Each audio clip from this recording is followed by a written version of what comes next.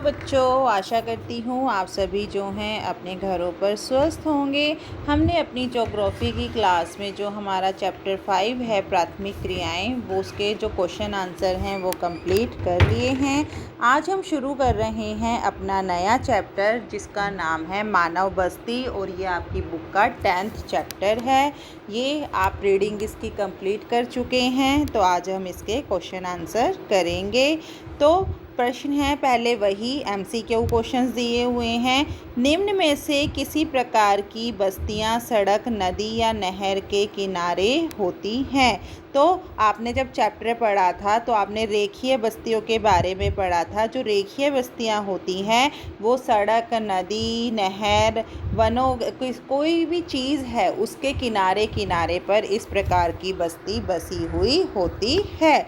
अगला प्रश्न है हमारा, निम्न में से कौन सी एक आर्थिक क्रिया ग्रामीण बस्तियों की मुख्य आर्थिक क्रिया है। तो आपने अपना 5th चैप्टर भी कर लिया है, अपना 7th चैप्टर भी कर लिया है। तो उन सब में जो है आपने इन क्रियाओं के बारे में ही पढ़ा है।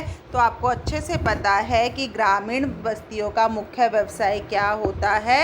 कृषि करना, मत्स्य पालन, और ये सब किसके अंतर्गत आता है, प्राथमिक क्रियाओं के अंतर्गत आता है।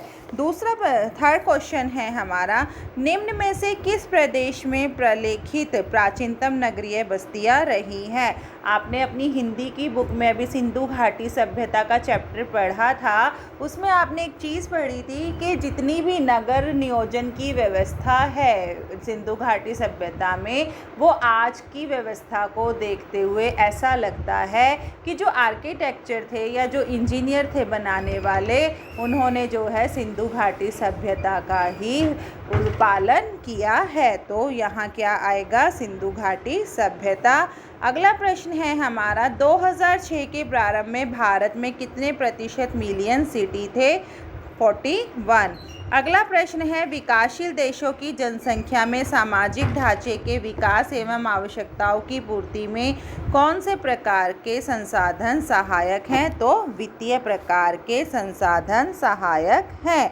अगले हैं हमारे प्रश्न, आप बस्ती को कैसे परिभाषित करेंगे या बस्ती का क्या अर्थ है। तो आवास मनुष्य की मूलभूत आवश्यकताओं में से एक है। आपको जब चैप्टर पढ़ाया था तब बताया भी था, अभी आप पीछे भी कई चैप्टरों में पढ़ चुके हो कि मानव विकास की 3 मूलभूत आवश्यकताएं हैं, भोजन, वस्त्र और आवास। तो बस्ती जो है वो एक प्रकार का आवास ही है।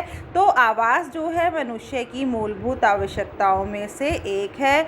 यह एक झोपड़ी से लेकर बड़ी हवेली तक हो सकती है, जिसकी जैसी आर्थिक गुंजाइश होती है वो उसी के अनुसार जो है अपने रहने की व्यवस्था करता है।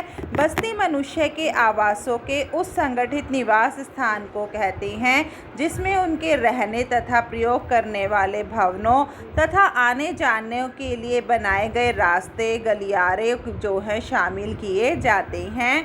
मानव बस्तियां कुछ घरों वाले एक छोटे पूर्वे से लेकर बहुत से भवनों, बड़े वाले भवनों, नगर, मेगापोलिसी भी हो सकते हैं। यानी कि एक छोटी झोपड़ी से लेकर बड़ी हवेली तक के जो रहने के लिए आवास बनाए जाते हैं, साथ ही साथ जो रास्ते, गलियां होते हैं, उन सबको बस्तियों के अंतर्गत शामिल किया जाता है।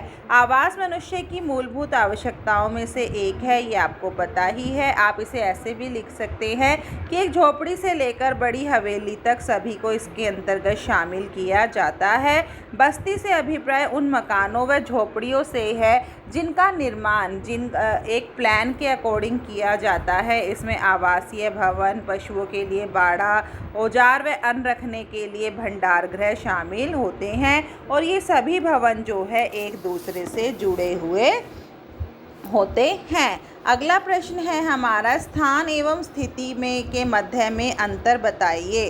स्थान क्या होता है, बस्तियों के स्थल से अभिप्राय उस वास्तविक भूमि से होता है जिस पर कोई बस्ती बसी होती है। अब है स्थिति, स्थिति यानी कि सिचुएशन, कि किस समय को, किस स्थिति को, किस चीज़ को ध्यान में रखकर जो है उस गांव या शहर का जो है निर्माण किया गया है। बस्तियों के वर्गीकरण का आधार क्या है। बस्तियों के वर्गीकरण के आधार में क्या आएगा कि बस्तियों का आकार और आधार जो है वो दो प्रकार का है। बस्तियों का आकार और बस्तियों के लिए किए जाने वाले आर्थिक कार्य। अगला प्रश्न है हमारा, मानव भूगोल में मानव बस्तियों के अध्ययन का औचित्य या अर्थ बताइए। मानव बस्तियों का अध्ययन मानव भूगोल के अध्ययन का आधार है। किसी प्रदेश में मानव बस्ती का प्रतिरूप उसका आकार उस प्रदेश के वातावरण को प्रकट करता है।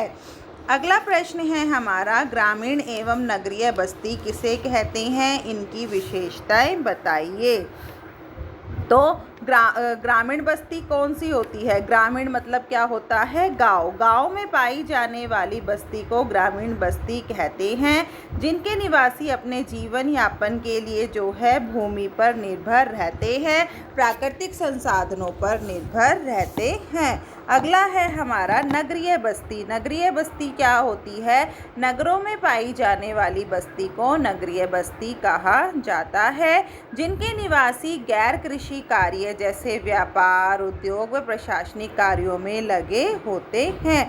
नगरीय बस्तियां और ग्रामीण बस्तियों में अंतर क्या है? नगरीय बस्तियों का जो आकार है वो बड़ा होता है, ग्रामीण बस्तियों का आकार जो है वो छोटा होता है।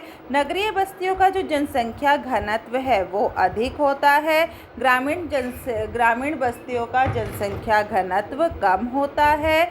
नगरीय बस्तियों में जो है उद्योग प्रधान होते हैं और जो ग्रामीण बस्तियां हैं वो कृषि प्रधान होती हैं। नगरीय बस्तियां क्या है? इन बस्तियों के लोगों का व्यवसाय जो है निर्माण, उद्योग, व्यापार और प्रशासन है, और ग्रामीण बस्तियों के लोगों का व्यवसाय जो है कृषि करना और पशुपालन होता है। नगरीय बस्तियों में संक्षिप्त निवास स्थल होते हैं और ग्रामीण बस्तियों में मकान बिखरे हुए दूर दूर होते हैं।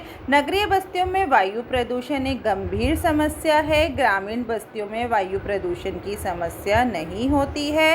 नगरीय बस्तियां जो है वो आधुनिक सुविधाओं से घिरी हुई होती है, ग्रामीण बस्तियों में आधुनिक सुविधाएं कम होती हैं। नगरीय बस्तियों में मानवीय क्रियाएं निर्मित क्षेत्र सीमित होते हैं और जबकि ग्रामीण बस्तियों में जो है मानवीय क्रियाओं को महत्व दिया जाता है। अगला प्रश्न है हमारा, और ये बुक एक्सरसाइज का आपका आखिरी प्रश्न है, विकासशील देशों में जो है नगरों की सामाजिक व सांस्कृतिक समस्याएं कौन कौन सी होती हैं, या विकासशील देशों में जो है नगरीय बस्तियों की समस्याओं का वर्णन कीजिए। तो सबसे पहला है हमारा बेरोजगारी व गरीबी।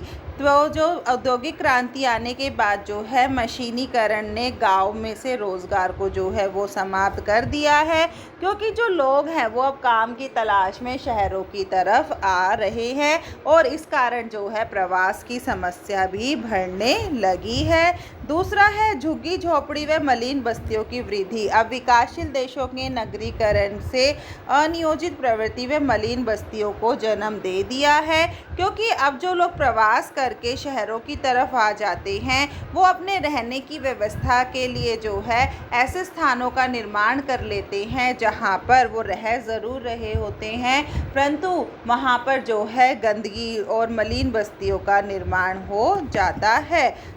तीसरा है हमारा प्रदूषण। नगर में औद्योगिक बस्तियों के फैलाव व जनसंख्या के बढ़ते घनत्व से जो है वाहनों की भी जो संख्या है वो तेज़ी से बढ़ती जा रही है, जिसके कारण जो है प्रदूषण की समस्या भी बढ़ रही है। कारखानों से और वाहनों से निकलने वाले धुएं से जो है 50% प्रदूषण होता है। आज दिल्ली का हर तीसरा व्यक्ति जो है सांस जैसी बीमारियों का शिकार हो गया है, क्योंकि जितना बड़ा नगर है, जितना बड़ा शहर है, वहाँ लोग जो है उतना ही ज़्यादा वाहनों का प्रयोग भी करते हैं। अगला है हमारा अपराध। प्रवासी व्यक्ति महानगर में पहुंचकर जो है अपने आप को सामाजिक बंधनों से मुक्त पाता है। गरीबी, बेरोजगारी, विवशता के कारण जो है वे अपराधी बनने पर विवश हो जाते हैं और वहां जो है अपराध जैसी बुराइयां फैलने लगती हैं। सामाजिक सुविधाओं पर दबाव।